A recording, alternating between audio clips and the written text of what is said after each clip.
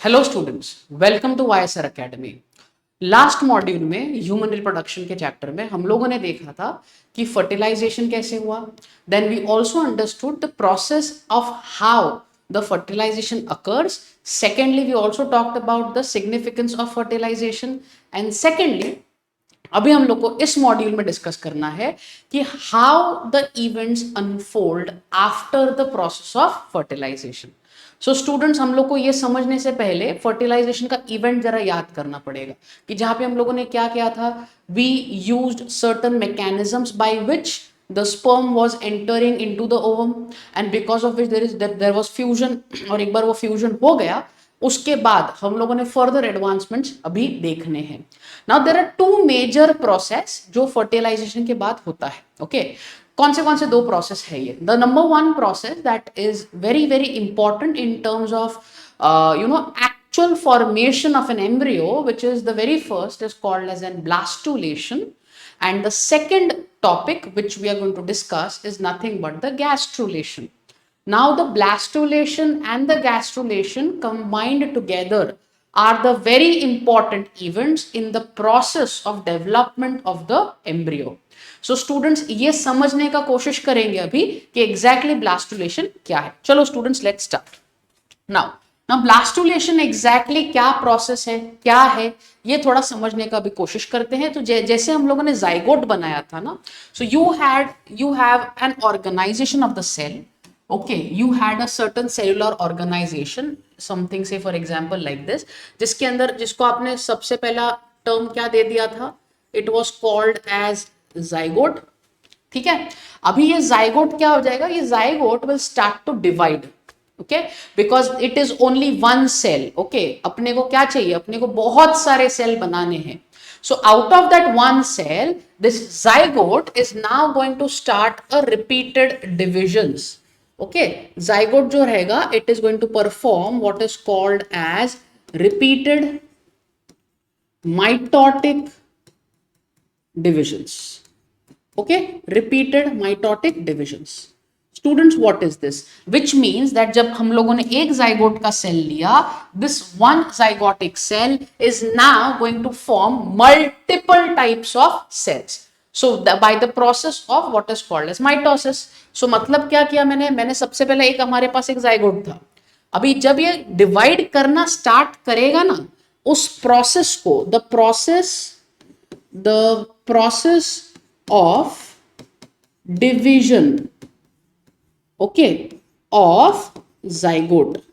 Okay, zygote के division को हम लोग बोलते हैं क्लीवेज। ओके, सिंपल टर्म्स में अपने को इसको समझना है कि भाई जाइगोट किस तरह डिवाइड हो रहा है, उसके अंदर क्या क्या इवेंट्स है और किस तरीके से ये आगे चल के बहुत सारे अलग अलग टाइप के सेल्स बना रहा है। ओके, तो now the first type of, now whenever we talk about zygotic cleavage, students, you must understand one very important thing here. Whenever we talk about zygotic cleavage, okay, जब भी हम लोग zygotic cleavage के बारे में बात करते हैं, ये आपको समझना बहुत जरूरी है यहाँ पे कि जो हमारा जाइगोट डिवाइड होता है वो जाइगोट का division is holoblastic. Holoblastic. Now what do you mean by holoblastic? In simple terms, it is complete division of the zygote. Okay, complete. Incomplete division नहीं है, there is a complete division of the zygote which happens in case of humans. So division शुरू करते कैसे हैं, तो सबसे पहला जो zygote divide होगा, it will be approximately after 30 hours of fertilization.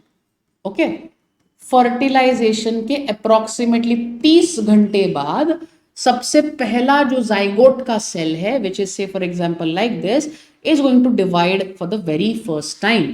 This one cell which was zygote now gets divided into 2 daughter sales.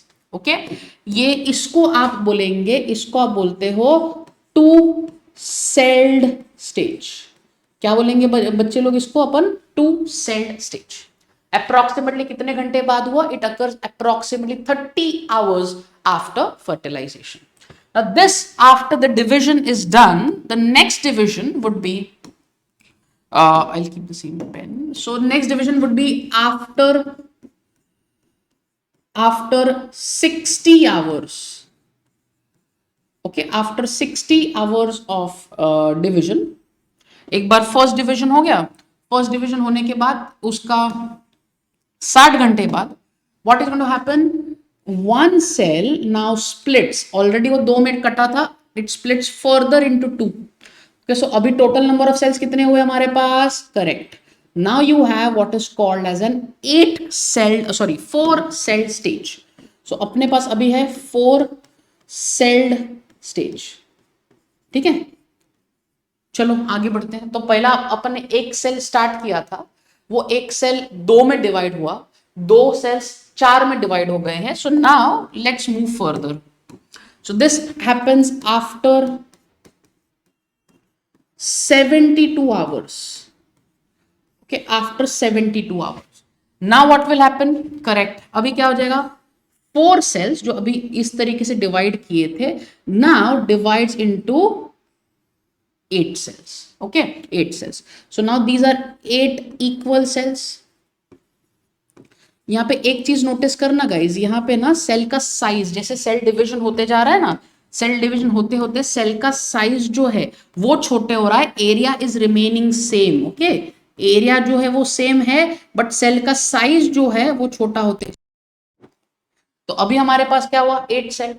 तो हमारे पास पहले 2 सेल स्टेज था, then we had 4 cell stage. Now you have 8 cell stage, and post 8 cell stage एक specific stage आएगा जहां पे आपके पास 16 सेल्स होंगे. Okay, now I am not drawing 16 here, but आप समझ लेंगे इसको. 3D में जरा आप इमेजिन करिए, total of 16 cells would be here present.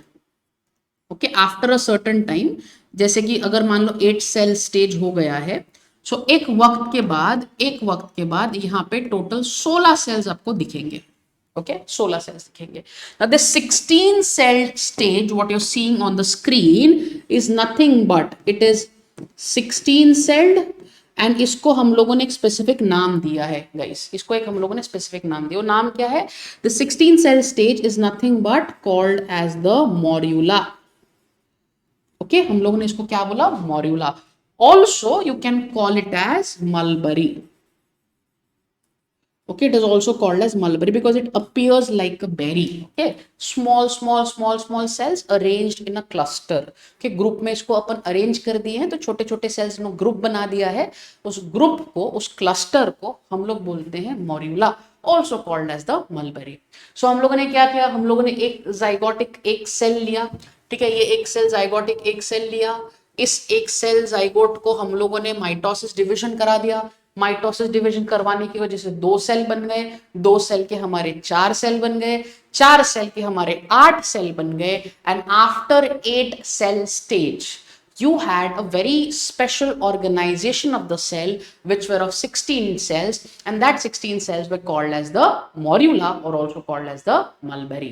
Okay students, so therefore यहाँ पे आप जो division देख रहे हैं, इस division को आप एक चीज एक टर्म से डिफाइन करते हैं. The type of division that we follow in case of a cleavage that we follow is what is called as the meridional. Okay, so it is a complete holoblastic cleavage and the meridional cleavage. So students, अभी हम लोगों ने क्या किया, morula करा दिया. ठीक है, मॉर्यूला करा दिया. अभी मॉर्यूला के बाद क्या, now once you have the morula in place, ये मॉर्यूला के सेल्स आपने अगर देखे रहेंगे पीछे के स्लाइड में, काफी ज्यादा क्लटर्ड है ना, बहुत ज्यादा क्लटर्ड है, बहुत ज्यादा यू नो ऐसे कुछ प्रॉपर ऑर्गेनाइजेशन नहीं है. तो अभी हम लोग क्या करते हैं, अभी हम लोग इस क्लटर को, इस जो ये जो ग्रुप में सेल एकदम डिसऑर्गेनाइज्ड और अनऑर्गेनाइज मैनर में जो है, इसको अपन एक सीधे तरीके से ऑर्गेनाइज करने का ट्राई करते हैं. So after a cell division का process which was about the morula, past morula, what is going to happen, the cells are going to arrange themselves in a proper manner. अभी proper manner क्या है, so now what I am drawing here are something like this. So जो periphery के sales होते हैं ना, periphery के sales वो सारे क्या हो जाते हैं, वो ना थोड़े से फ्लैट हो जाते हैं. समझना जरा इसको. ठीक है, ऐसे देखो, इस तरीके से फ्लैट हो जाते हैं. So these cells start to become flat. Okay जो पेरीफेरी के हमारे सेल्स रहेंगे वो सारे के सारे फ्लैट बन जाते हैं, और जो सेंटर पे सेल्स रहेंगे ना, जो बीच में जो सेल्स रहेंगे, they are going to come together, वो एक जगह पे एक पूरा ऐसा गुच्छा बना देंगे, ऐसा गुच्छा बना देंगे। ओके सो अगर आप नोटिस करेंगे ढंग से तो आपको ना यहाँ पे बीच में जगह दिख रहा है, इजंट इट, बीच में जगह दिख रहा है। सो मतलब यहाँ पे आपको दो रीजन्स क्रिएट हो गए हैं। इफ यू नोटिस प्रॉपरली यहाँ पे you have two regions, isn't it. So चलो उसको लेबलिंग भी कर देते फटाक से। So this peripheral layer, what you see, is what is called as the trophoblast. Okay, क्या बोला अपन ने इसको? Trophoblast. And these cells, what you see here, is called as inner cell mass. Inner cell mass. Now you must remember that this inner cell mass is also called as embryoblast. इसको आप लोग embryoblast भी बोलेंगे। And trophoblast जो रहेगा ना, trophoblast, so trophoblast, this trophoblast can also be called as outer cell mass. Okay तो मैंने क्या कर दिया, मैंने अंडरस्टैंड कर लिया कि भाई मेरे पास दो अलग अलग टाइप के सेल्स बन गए। The peripheral cells were called as the trophoblast and the central aligned cells were called as the inner cell mass.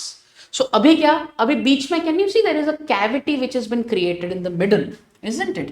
This cavity is nothing but called as the blastocele. Okay, blastocele.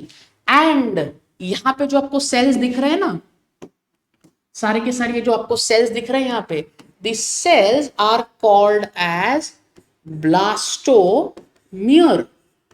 सारे cells को together we called as a blastomere. And ये cells ने जो cavity बनाया है, उस cavity को हम लोगों ने क्या बोला? उस कैविटी को हम लोगों ने बोला blastocoel. Okay blastocoel, so blastomere and blastocoel together, okay they are going to form a structure. वो एक स्ट्रक्चर बनाने वाले हैं, उस स्ट्रक्चर का नाम है ब्लास्टोसिस्ट। ओके उस स्ट्रक्चर का नाम है ब्लास्टोसिस्ट। तो आप जो यहाँ पे ये देख रहे हो, दिस इज एक्चुअली में ब्लास्टोसिस्ट। ओके इसको आप बोलते हो ब्लास्टोसिस्ट। सो ब्लास्टोसिस्ट में आपको दो रीजन्स मिले हैं, one is the cellular organization called as a blastomere and a cavity which is called as a blastocoel. Now I want you guys to focus at one point right now which is the peripheral region. Okay so अभी अब मैं तुम्हारा इधर ध्यान थोड़ा लेके जाता हूँ। से तुम्हारे पास ये ट्रायंगुलर सेल्स है और यहाँ पे तुम्हारा पेरिफेरी है ना, ठीक है, उतना ही मैं रीजन फोकस कर रहा हूँ, ठीक है। सो ये वाला, ओके इसको, इन सेल्स को अपन ने क्या नाम दिया था? इन सेल्स को अपन ने बोला था ट्रोफोब्लास्ट, ठीक है, ट्रोफोब्लास्ट। और इन वाले सेल्स को क्या नाम दिया था? करेक्ट, इन सेल्स को अपन दिया था इनर सेल मास। अभी if you notice properly guys, यहाँ पे ना, यहाँ पे सबसे बेस में कुछ सेल्स है जो ना ट्रोफोब्लास्ट के कांटेक्ट में है। यहाँ पे देखिए जरा, can you spot these cells? यहाँ पे yes these cells now these cells, ये जो cells है, these cells which are in contact, okay जो contact में है, उन contact वाले cells को हम लोग बोलते हैं cells of Robber। okay हम लोग उसको क्या बोलते हैं? cells of Robber। तो अगर इस स्ट्रक्चर को पूरा अगर आप देखेंगे, पूरा सर्कुलर फैशन में अगर आप देखेंगे, तो यहाँ पे आपको दो रीजन्स देखने को मिलेगा, ठीक है। तो मान लो एक मैंने वापस ब्लास्टोसिस्ट बना दिया and so I am drawing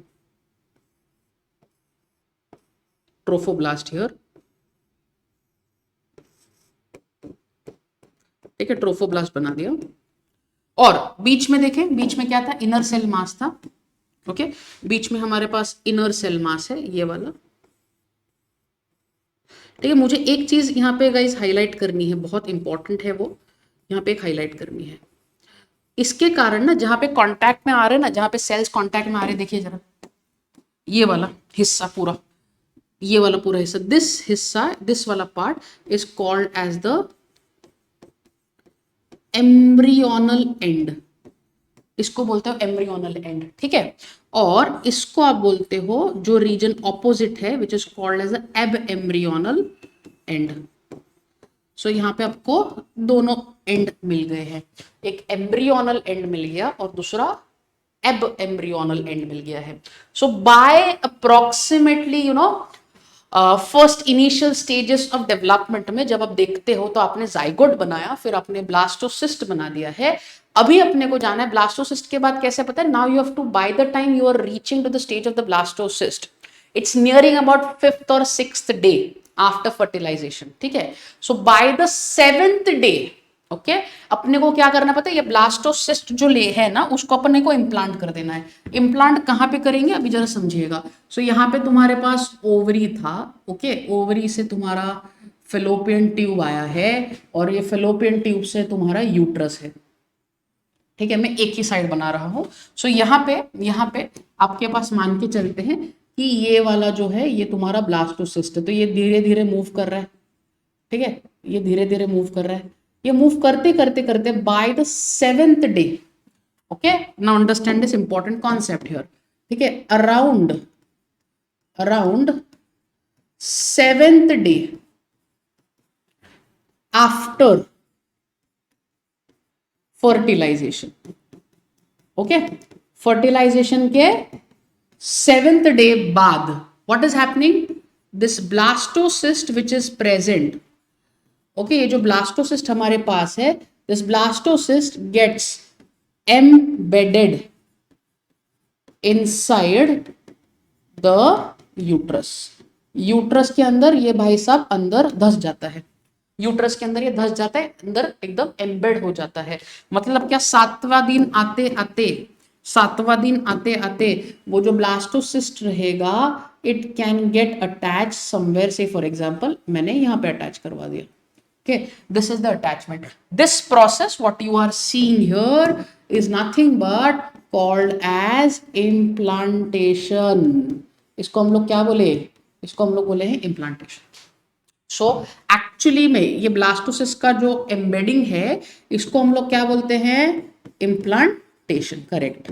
और ये इम्प्लांटेशन अप्रोक्सीमेटली कितने दिन पे होता है, approximately 7th day, okay students 7th day तक आपने इसको इम्प्लांट कर दिया। लोकेशन क्या है इम्प्लांट का, ठीक है। Now location can be see our अपना HSC का textbook says that the location is fundus. Now you should remember what is fundus students, uterus का सबसे अपर मोस्ट रीजन है फंडस, वहां के एंडोमेट्रियम में ये भाई साहब इम्प्लांट हो जाते हैं। Endometrium is the innermost layer of the uterus and fundus is the uppermost region of the uterus, ठीक है। अपर मोस्ट रीजन मतलब हियर, बट मैंने अभी फिलहाल के लिए तो यहाँ पे इम्प्लांट कर दिया है, बट अगर फंडस में इम्प्लांट होता है तो यहाँ पे वो इम्प्लांट हो जाएगा एंड कौन से लेयर में वो अंदर एम्बेड हो जाएगा, that is what is called as a endometrium. So endometrium में वो जा चुका है, अभी एंडोमेट्रियम में जाएगा तो see there is some process which is happening here, because what you have to do, you have to ensure that that particular blastocyst which is formed should not slip away from the uterus thereby causing miscarriage. That should not happen. So आप इसके लिए क्या करते हैं, you want to ensure that the attachment of the blastocyst to the uterine wall is very very thick. समझे, मतलब क्या कि जो ब्लास्टोसिस्ट आपका है वो यूटेराइन वॉल को काफी थिक तरीके से, बहुत अच्छे तरीके से अटैच करना चाहिए। उस चीज के लिए हम लोग को क्या करना है, उस चीज के लिए हम लोग को ब्लास्टोसिस्ट में कुछ मॉडिफिकेशंस करने पड़ेंगे। वो मॉडिफिकेशंस अभी क्या है, these modifications are with respect to the embryonal end, okay embryonal end के रिस्पेक्ट में वो मॉडिफिकेशंस है। जैसे फॉर एग्जांपल अगर मान लो मैंने तुमको एक ये मैंने रीजन, एक यूट्रस का रीजन बना दिया, ठीक है। I will draw it with a different pen, just a second. So say for example I am drawing here, okay ये यूट्रस का रीजन है। अब मैंने क्या कर दिया, यहाँ पे तुम्हारा मान लो कौन है ये, you have a blastocyst. So blastocyst is getting attach from the embryonal end, okay. So ये एम्ब्रियोनल एंड मतलब वो इनर सेल मास वाला हिस्सा, yes so inner cell mass mass वाला हिस्सा यहाँ पे है, सो यहाँ से वो मान लो अटैच हो जा रहा है। अभी अटैच होने के बाद यहाँ पे you will also have certain cells, right. यहाँ पे इस सेल्स को क्या बोला था, correct. So these are inner cell. अभी मैं I am not going into details because अपन ने वो कवर कर दिया है। सो अभी क्या होता है पता है, अभी जो एकदम एक्सट्रीम एम्ब्रियोनल एंड पे जो इनर सेल मास के जो सेल्स है ना, they are going to slip little bit outside. वो ना धीरे धीरे थोड़ा सा बाहर आना चालू करेंगे, ऐसे they going to slip outside like this, ऐसे। ओके ऐसे थोड़ा सा बाहर आना वो चालू हो जाएंगे। और कुछ कुछ सेल्स अभी भी अंदर ही रहेंगे, कुछ कुछ सेल्स एकदम पेरीफेरी पे, ये वाले मान लो, ये वाले जो सेल्स है, ये वाले सेल्स अभी भी कुछ कुछ सेल्स पेरीफेरी पे ही रहेंगे, बट कुछ कुछ सेल्स बाहर आ जाएंगे। अभी इसके कारण आफ्टर इम्प्लांटेशन, ओके समझना जरा, after after implantation, okay implantation होने के बाद जो हमारा ब्लास्टोसिस्ट रहता है, इसके भाई साहब दो लेयर बनते हैं। It forms two layers on the embryonal end. Okay it forms two layers on the embryonal and. Embryonal and पे ये दो लेयर बनाता है। कौन से दो लेयर्स है गाइस, चलो समझते हैं। Number one layer is what is called as cytotrophoblast. Okay एक लेयर है जिसका नाम है साइटोट्रोफोब्लास्ट, और दूसरा लेयर है which is called as syncytiotrophoblast. Syncytiotrophoblast. चलो अभी फटाक से अपन इसको आइडेंटिफाई भी कर लेंगे कि भाई एग्जैक्टली कौन से लेयर्स का हम लोग बात करें। We can take this colour, no just a second, we can take say for example, ठीक है इधर आओ। तो ये जो बाहर निकले ना सेल्स, ये ना ऐसा ग्रुप बनाते हैं, ऐसा ग्रुप बनाते हैं। ओके सो ये जो ग्रुप बना दिए ना, ये वाले sales, these cells these cells are nothing but they are called as syncytiotrophoblast। इसको हम लोगों ने बोला है syncytiotrophoblast। और जो एकदम पेरीफेरी पे बेस लाइन पे सेल्स है, देखिए ये वाले, these cells are nothing but cytotrophoblast। ठीक है, ऐसे दो सेल्स बने। अब ये दो सेल्स ब्लास्टोसिस्ट के अटैचमेंट में काफी जरूरी है। ठीक है, ब्लास्टोसिस्ट का जो पूरा का पूरा अटैचमेंट का जो प्रोसेस है वो इन्हीं के जरिए होने वाला है। क्योंकि क्या हो जाएगा कि अगर हम लोगों ने उसको एकदम सुपरफिशियली अटैच किया तो ये जो ब्लास्टोसिस्ट है स्लिप हो जाएगा, तो ये चीज अपने को नहीं चाहिए। तो हम लोग क्या करते हैं, we are entering deep inside the uterine wall. Okay हम लोग यूट्रस के एंडोमेट्रियम में अंदर तक जाके उसको अटैच करवा दे रहे हैं, ताकि वो जो ब्लास्टोसिस्ट है वो स्लिप आउट ना हो और वहां पे अटैचमेंट एकदम फर्म रहे, एकदम रिजिड रहे। उस चीज के लिए हम लोगों ने एम्ब्रियोनल एंड का दो लेयर्स बना दिया। One was called as an syncytiotrophoblaст which enters into the endometrium and the base of that cell was nothing but the cytotrophoblast। Student समझ में आ रहा है? I hope so. This is what the complete implantation process is, कि जहां पे आपने implantation कर दिया और उसके पहले आपने ब्लास्टुलेशन करवा दिया, ब्लास्टोसिस्ट बन गया, ब्लास्टोसिस्ट करते करते आपने इम्प्लांट करवा दिया, और ये पूरा का पूरा प्रोसेस जो है 10 दिन तक चलता है। और आगे चल के आपको ये चीज पता होना बहुत जरूरी, जो मैं अभी बता रहा हूं, कि ये जो syncytiotrophoblaст है, ओके syncytiotrophoblaст, दिस syncytiotrophoblaст आगे चल के एक इंपॉर्टेंट ऑर्गन बनाएगा which is called as the placenta. Okay जिनको पता है बहुत अच्छी बात है, जिनको नहीं पता मैं आगे चल के इसका बहुत डिटेल में बात करूंगा। बट उसके पहले आप ये समझ लेना कि बाबा वो जो प्लेसेंटा है वो भी syncytiotrophoblaст से बनने वाला है। प्लेसेंटा सर क्या करेगा? Just to give you very gist about it, placenta is responsible for delivering the nutrition to the developing baby. जो छोटा बच्चा होता है उसको न्यूट्रिशन देने का काम जो है वो प्लेसेंटा करता है from the mother's blood. So placenta is a type of an connection to the baby and to the mother. So placenta का फॉर्मेशन का प्रोसेस भी अभी से ही चालू हो जाता है। ओके सो ये जो अभी तक हम लोगों ने देखा वो सारा का सारा क्या था? वो सारा का सारा था ब्लास्टुलेशन। तो students now moving on to the next part which is called as the yes, now next part which is called as the gastrulation. So अभी समझते हैं गैस्ट्रुलेशन. देखो गैस्ट्रुलेशन और ब्लास्टुलेशन दोनों सिंपल है. सिर्फ अगर किसी ने कुछ बोला पूछा कि बाबा गैस्ट्रुलेशन डिफाइन करिए, तो गैस्ट्रुलेशन को कैसे डिफाइन करेंगे? Gastrulation is a process of formation of germinal layers. Okay, हमको क्या बनाना है? जर्माइनल लेयर्स बनाने हैं. अभी जर्माइनल लेयर्स कैसे बनेंगे? जर्माइनल लेयर्स जो है वो एक ऐसा लेयर है हमारे बॉडी में जो हम एज एन ऑर्गेनिज्म पूरा क्रिएट कर देता है. सो वो जर्माइनल लेयर के पूरे सिंथेसिस का जो पूरा जनरेशन का जो प्रोसेस है, वो सारा का सारा प्रोसेस यहाँ पे हो रहा है in the process of what is called as gastrulation. So gastrulation में एग्जैक्टली क्या हो रहा है? गैस्ट्रुलेशन में बहुत एक इंपॉर्टेंट चीज होता है which is called as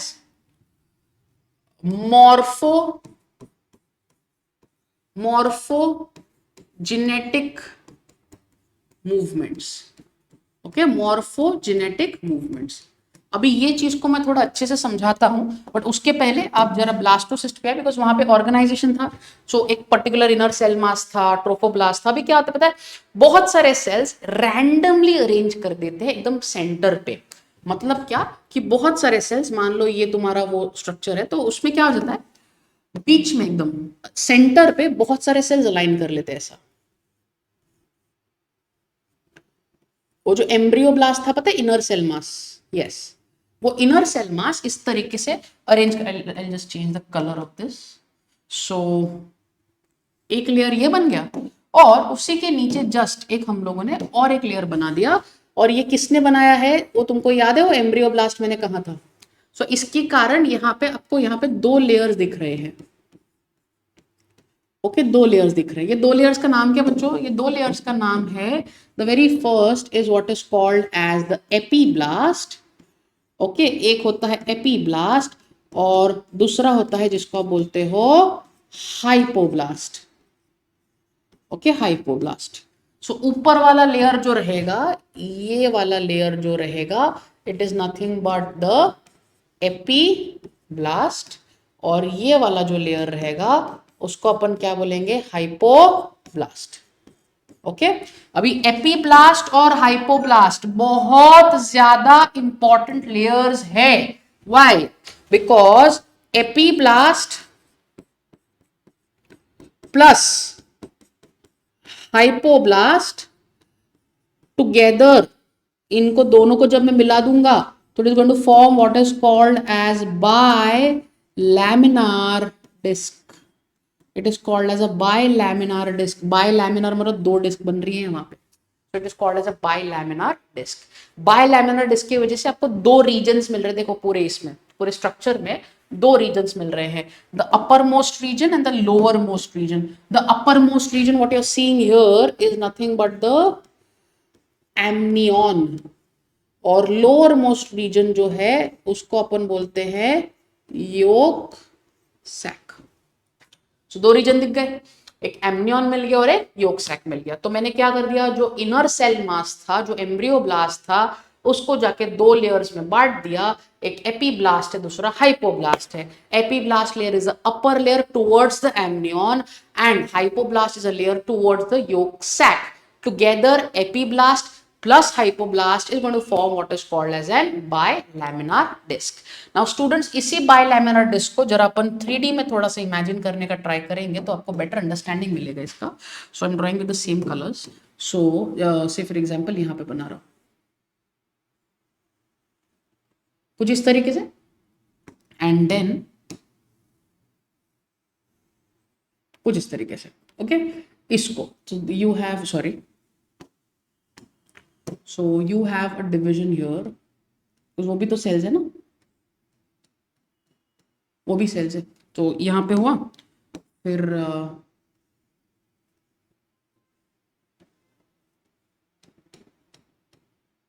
इस तरीके से कुछ.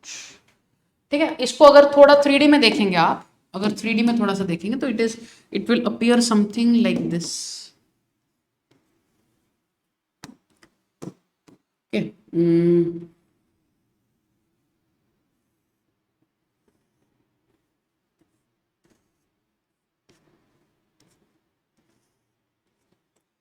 बराबर।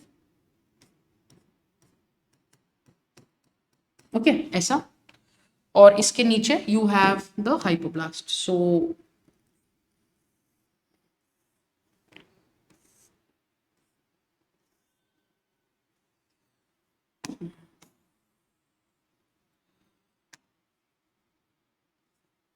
ऐसा। सो ये तुम्हारा क्या हो गया, ये तुम्हारा है हाइपोब्लास्ट। ऐसे 3D में जरा इसको देखो, ठीक है। अभी क्या होता है पता है, ऊपर के जो सेल्स है ना एपीब्लास्ट के, ध्यान देना, एपीब्लास्ट के कुछ सेल्स, बीच वाले सेल्स थोड़े से डिवाइड करना स्टार्ट कर देते हैं यहाँ पे और एक स्ट्रक्चर बनाते हैं। The name of that structure is what is called as the, I will change the name of the structure is what is called as the primitive streak. इसको आप बोलते हो प्रिमिटिव स्ट्रीक। यही सेल्स कुछ random divisions करने की वजह से they slip between the two layers.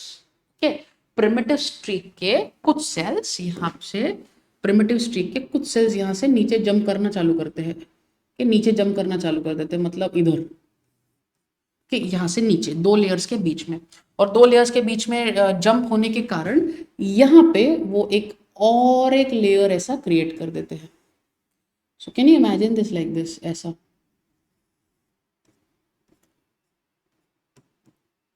Okay ऐसे। सो अभी 3 लेयर बन गया, ये 3 layer because of the primitive streak 3 layer बन गए। इन 3 लेयर्स को हम लोग बोलेंगे, पहले जब 2 लेयर था तो हम लोग क्या बोले थे, बाइलैमिनार डिस्क। अभी 3 लेयर है तो हम लोग क्या बोलेंगे, हम लोग बोलेंगे yes absolutely correct, it is called as a trilaminar disc. Trilaminar disc.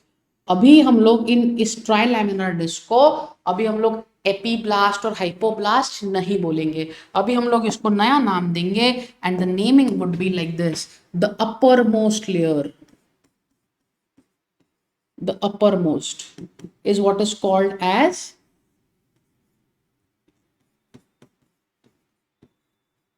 ectoderm. Okay, the middle layer which is called as the correct mesoderm, and then the lowermost जो कि hypoblast है, इसको अपन क्या बोलेंगे, correct, it is called as endoderm, innermost. समझा आपको, ऐसे 3 लेयर बन गए तो 3 जर्मिनल लेयर बन गए, उसी को तो अपन गैस्ट्रुलेशन बोल रहे हैं। तो गैस्ट्रुलेशन में प्रोसेस में एग्जैक्टली हो क्या रहा है, there is formation of an ectoderm, mesoderm and endoderm, depending upon the bilaminar and the trilaminar disc you got to have multiple different layers which in turn they're going to form major different organs. Okay, organs हो गए, tissues हो गए, वो सारे वो चीज बनाने वाले। कुछ 2-3 एग्जांपल्स मैं आपको देता हूँ, अपने एचएससी के टेक्स्ट बुक में इसका ऑलरेडी जिक्र किया हुआ है, so I am not going in that details because you can refer it, it's completely factual. So ectoderm, ectoderm में एक चीज आप कैटेगोरिकली याद रखेंगे, सरफेस है ना, बाहर है ना, so it can be nails, it can be hairs, okay, it can be skin, it can be nervous system। यहाँ पे स्टूडेंट्स मैं चाहूंगा कि आप नर्वस सिस्टम को याद रखिएगा, बहुत इंपॉर्टेंट है, ठीक है। देन उसके बाद क्या, उसके बाद then the middlemost layer which is called as the yes mesoderm. Mesoderm में क्या क्या बनेगा, मीजोडर्म में there can be muscles, there can be connective tissues, okay, there can be heart, blood and blood vessels, ठीक है। तीसरा layer कौन सा, तीसरा लेयर इज अपना एंडोडर्म, एंडोडर्म के एंडोडर्म, एंडोडर्म में क्या, सो एंडोडर्म के अंदर you can have organs of respiratory system. Okay, इसके अंदर आपका ट्रकिया हो सकता है, लैरिंग्स हो सकता है, वगैरह वगैरह वगैरह। ओके, सो एटलीस्ट आपको ये पता होना चाहिए कि भाई 3 लेयर्स है हमारे पास, ये 3 लेयर अलग अलग फंक्शन कर रहे हैं, अलग अलग प्रोसेस के हिसाब से काम कर रहे हैं, एक्टोडर्म है, मीजोडर्म है, एंडोडर्म है, and this is what is gastrulation.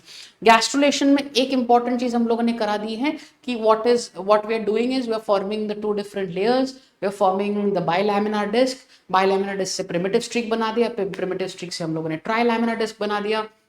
That trilaminar disc is nothing but the 3 germinal layers, ectoderm, mesoderm and endoderm. So students, हम लोगों ने इस वाले मॉड्यूल में क्या देखा, हम लोग समझे कि भाई फर्टिलाइजेशन के बाद क्लीवेज कैसे होता है, ब्लास्टुलेशन कैसे होता है, and then we also talked about what the process of gastrulation. In the next module, we will discuss about the process of pregnancy as to how the development occurs in the 9 months of the gestation. I hope आपको ये video समझ आया होगा. अगर by any chance आपको इसमें कुछ doubt है, please put down in the comment section. I'll be happy to reply them. And if you like our video, please do consider liking our channel, subscribing our channel, and I will see you in the next class. Till then, thank you very much.